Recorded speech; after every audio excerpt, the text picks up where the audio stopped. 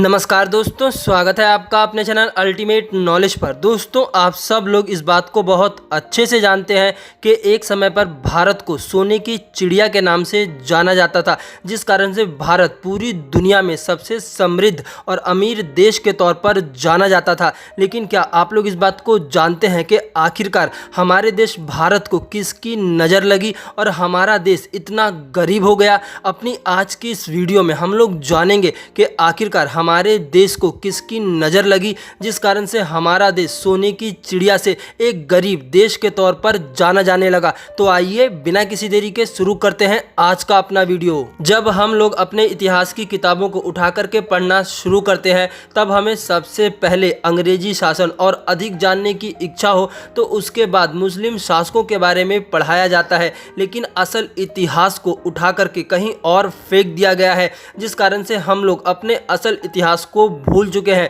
अगर हम लोग अपने असल इतिहास को जानने की कोशिश करेंगे तो हम लोग इस बात को बहुत अच्छे से समझेंगे कि हमारे इतिहास में ऐसे ऐसे वीर योद्धा हुए हैं जिनके आगे मुस्लिम शासक तो क्या, अंग्रेजों की भी एक नहीं चली है। लेकिन हमारे भारत का सबसे बड़ा दुर्भाग्य यही है कि हमें हमारा असल इतिहास नहीं पढ़ाया गया। तक्षशिला और नालंदा विश्वविद्यालय, जो कि एक समय पर पूरी दुनिया में ज्ञान के केंद्र के तौर पर जाना जाता था, जहां पर पूरी दुनिया से लोग शिक्षा ग्रहण करने आते थे। लेकिन आज का समय है जब भारत के विद्यार्थी बाहर जाकर के शिक्षा ग्रहण करते हैं। इसका सबसे बड़ा कारण यही है कि हम लोगों ने अपने इतिहास और अपने ज्ञान को छोड़ करके बाहरी ज्ञान को अपनाना शुरू कर दिया है। आप सब लोग इस बात को जानते ही होंगे कि भारत हमेशा से एक कृषि प्रधान देश रहा है, जिस कारण से भारत की कृषि की अर्थव्यवस्था शुरू से ही बहुत मजबूत रही थी। आपको जान करके आश्चर्य होगा कि एक समय पर भारत का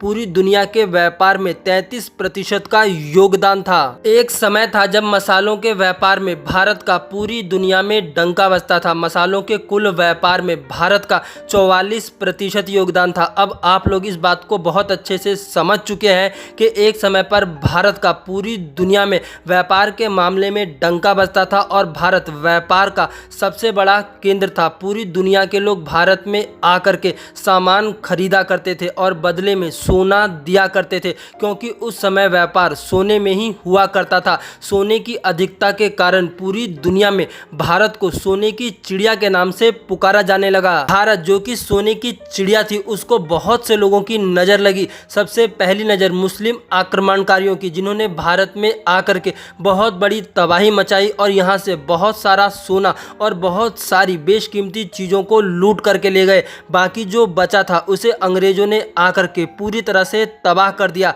भारत जो कि कृषि प्रधान देश था, ये चीज़ें उनको बिल्कुल भी अच्छी नहीं लगी, क्योंकि वो इस चीज़ को अच्छे से समझ रहे थे कि भारत की कृषि ही भारत की रीढ़ की हड्डी है। इसी को तोड़ने के लिए अंग्रेजों ने काले और अंधे कानून बनाए। अंग्रेजों ने ऐसे कानून बनाए जिसके कारण उत्पादन से ज़्यादा शुल्क लिया जाने लगा, जिस कारण से भारतीय किसानों की रीढ़ की हड्डी पूरी तरह से टूट गई। अंग्रेजों का सबसे पहला और अंधा कानून था सेंट्रल एक्साइज टैक्स, जिसके द्वारा किसानों पर उत्पादन करने पर बहुत हैवी शुल्क लगाया गया। इसके बाद भी अंग्रेजों का मन नहीं भरा तो उन्होंने सेल टैक्स के नाम पर किसानों से लूट मचा दी। और इस सब के बाद भी अंग्रेजों ने सोचा कि क्यों ना किसानों को पूरी तरह से बर्बाद कर दिया जाए, जिसके बाद उन्होंने किसानों पर इनकम टैक्स भी लगा दिया, जिसके द्वारा 100 रुपये की कमाई पर 97 रुपये टैक्स के रूप में लिया जाने लगा, जिस कारण से भारत के किसान और भारत की कृषि व्यवस्था पूरी तरह से बर्बाद हो गई। भारत को सबसे पहले मुस्लिम आक्रमणकारियों ने जमकर लूटा और उसके बाद जो बचा